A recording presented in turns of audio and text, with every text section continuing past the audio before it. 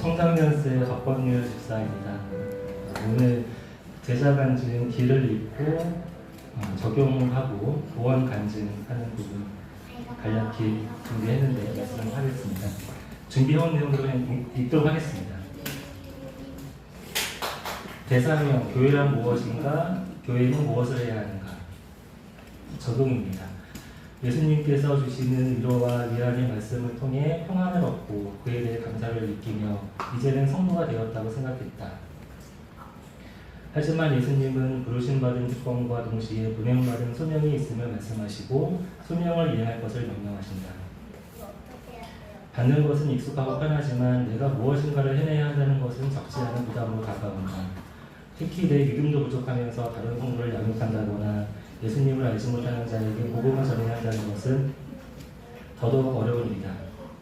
대놓고 드러내지 않아도 내 삶을 통해 진정한 성도로서의 모습을 보여 기독교인으로서 남들에게 좋은 본보기가 되어야겠다는 다짐 역시 나에게만 편한 믿음의 방법일 뿐, 보냄받은 자로서 세상에 예수님의 복음을 전달하여야 하는 제자된 자가 가져야 하는 태도로는 부족한 방식인 것 같다.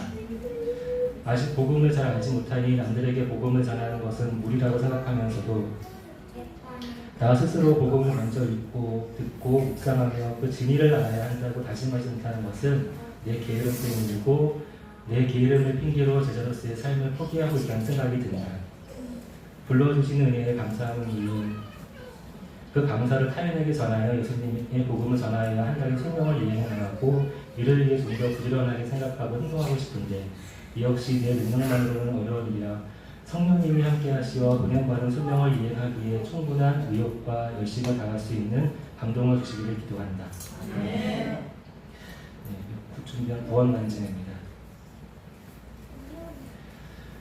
1980년대 어느 일요일 오전 9시 TV에서는 은하철도 부르고 만화 영화를 시작하려 하고 나는 일요일임에도 만화 영화를 보려 자면서 깨어 만화가 시작하기만 기다리고 있었다.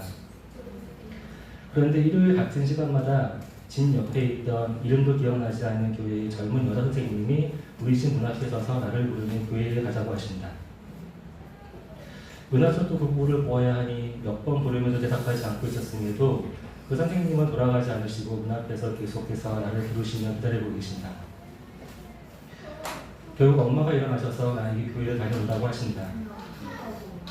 마지못해 그 선생님 손을 잡고 교회를 가서 얘기를 드렸고 다음 주에는 선생님에게 내가 스스로 교회에 나올 테니 집으로 오시지 말라고 했다. 다음 주 일요일 오전 교회보다는 은하철도 부부를 보아야 한다는 마음에 역시 교회를 나가지 않고 있었는데 예배 시작 시간이 다 지났음에도 그 선생님은 다시 우리 집 앞에 오셔서 나를 불러 내 손을 붙잡고 교회를 하였다. 그 덕에 난 지금도 은하철도 부부 주인공들이 어떻게 되었는지 그 결말을 알지 못했다. 그렇게 초등학교 1학년 2학년 지나 집안 사정으로 북가자동으로 이사를 오게 되었고 함께 살던 이모와 사촌 누나, 형들이 교회를 가자고 해서 서구원수 옆에 충신교회를 가게 되었다.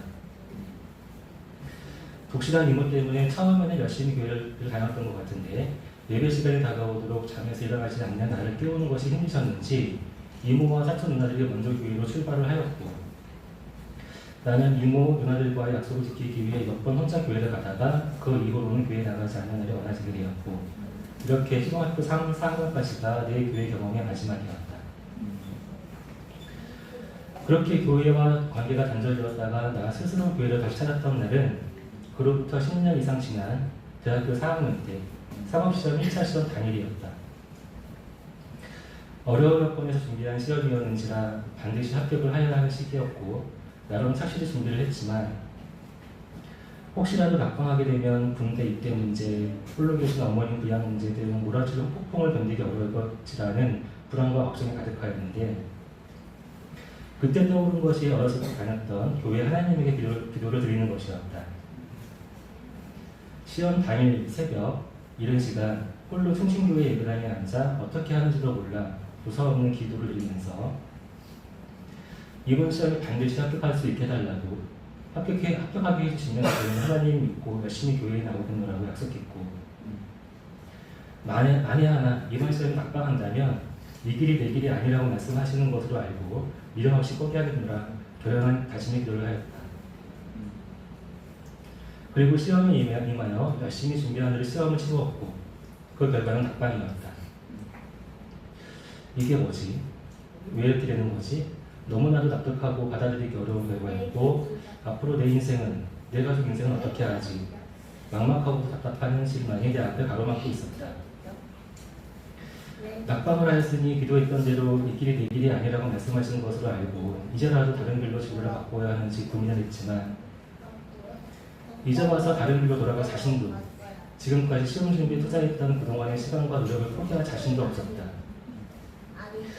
공부하면서 주변에서 함께 지내던 고시공부 10년차 장수생 형들처럼 되고 있지 않았지만 한 문제의 점수도 안 되는 차이로 낙방하였으니 이번에는 한 문제만 더 맞춰보자고 스스로 다짐하며 다음에 1차 시험에 임하여 다행히 합격하였고 그 다음에 2차, 3차 시험까지 통과할 수 있었다.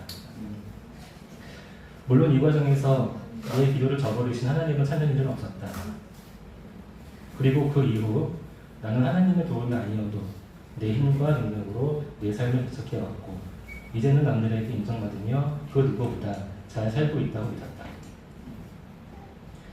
교회를 다니며 하나님께 기도한다는 사람들은 나에게는 신신이 미약해 스스로 문제를 해결하지 못하고 공중의 화상에 자신의 소원을 비는 약해 빠진 놈들이었고 선악장 밑에서 불타며 제사 지내는 사람들과 다를 바 없는 사람들이었다.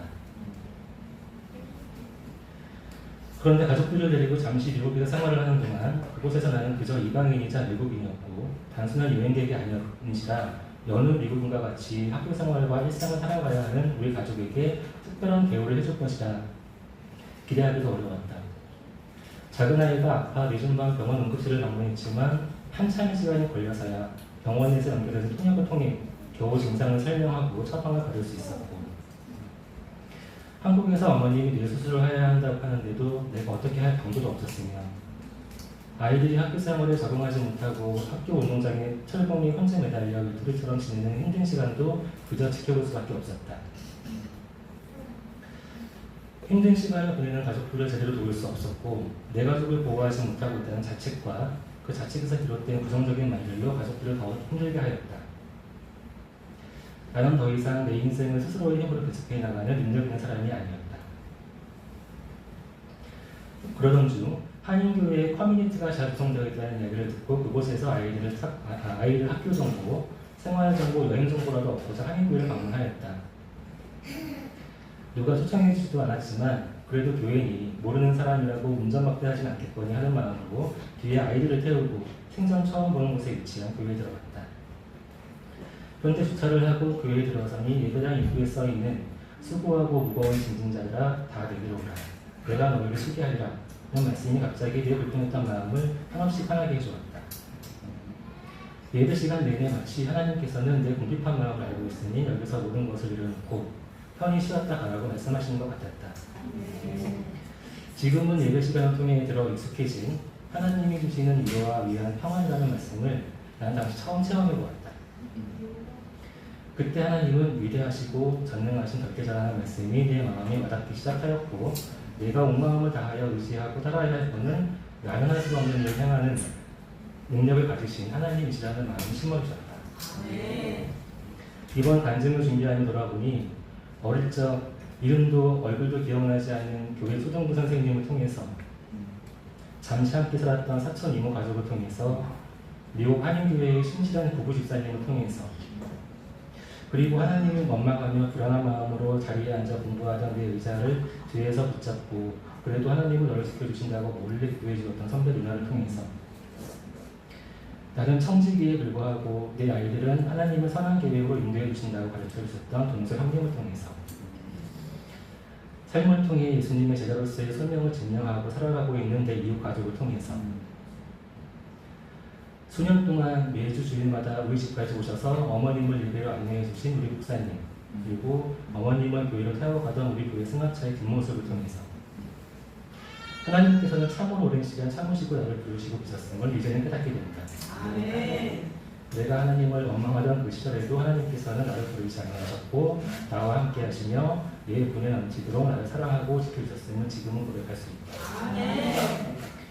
시간이 지날수록 내 힘과 능력만으로는 어떤 일도 헤쳐나갈 수 없음을 절실히 깨닫게 된다. 한 치 앞도 알지 못하는 현실에서 나와 내 가족의 미래에 대한 걱정과 두려움은 우리 인생에 있어 생명과도 같은 것이지만 주님과 함께라면 걱정과 두려움 앞에서 강하고 담대하게 맞설 수 있을 것이라 믿는다.